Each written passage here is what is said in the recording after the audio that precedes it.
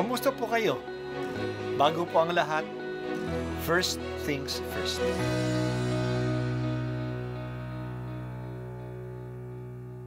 Good morning po. Sinisimulan po natin ngayon ang first things first. At dito po, tinatalakay natin sa unang bahagi ng umaga natin ay ang first readings na binabasa po sa banal na misa.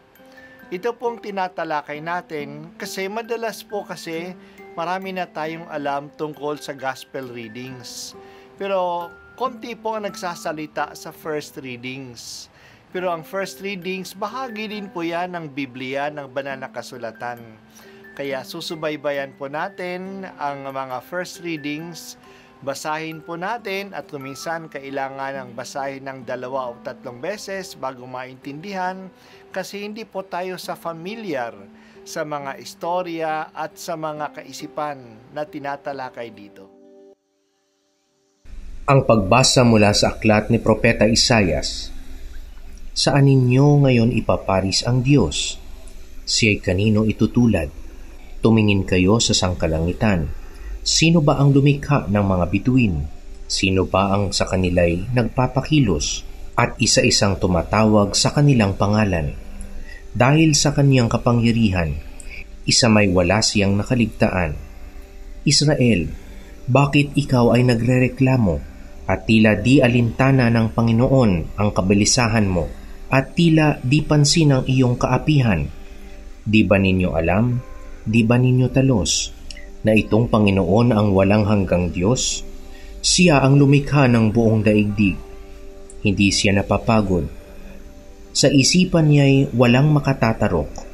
Ang mga mahina't napapagal ay pinalalakas.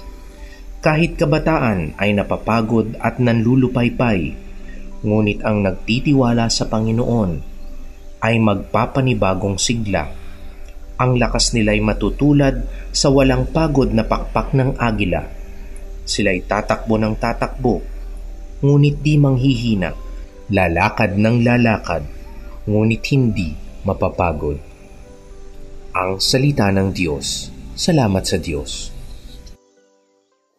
Palaging binabalik-balikan ng propeta ng 2nd Isaiah ang Diyos na manlilikha.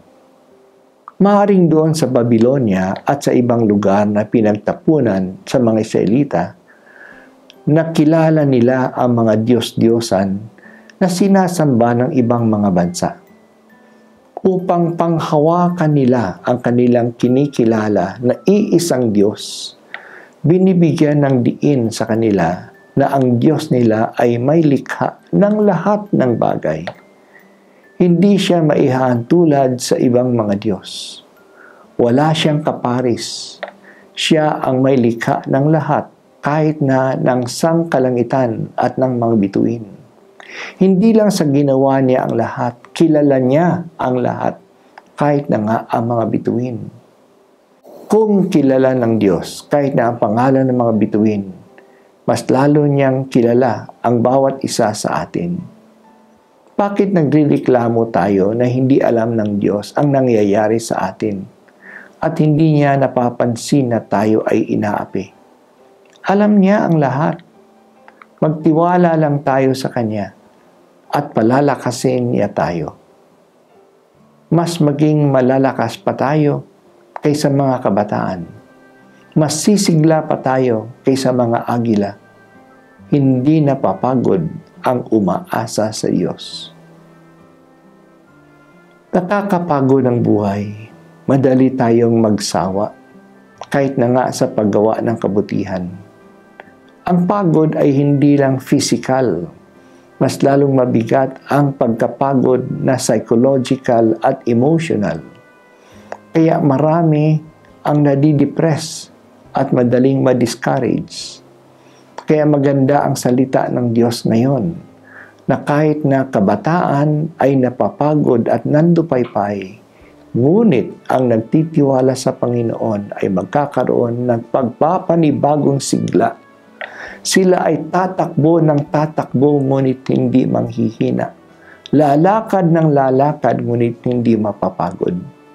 Kaya kapag tayo ay nanghihina, lumapit tayo sa Diyos at tumawag tayo sa Kanya, sasariwain niya ang ating sigla at ang ating lakas. Pinupuri kita, Panginoon, ang pinanggagalingan ng aking lakas. Palagi mong panatilihin ang aking sigla sa paggawa ng kabutihan. At ako po ay si Bishop Broderick Pabilio dito sa First Things First.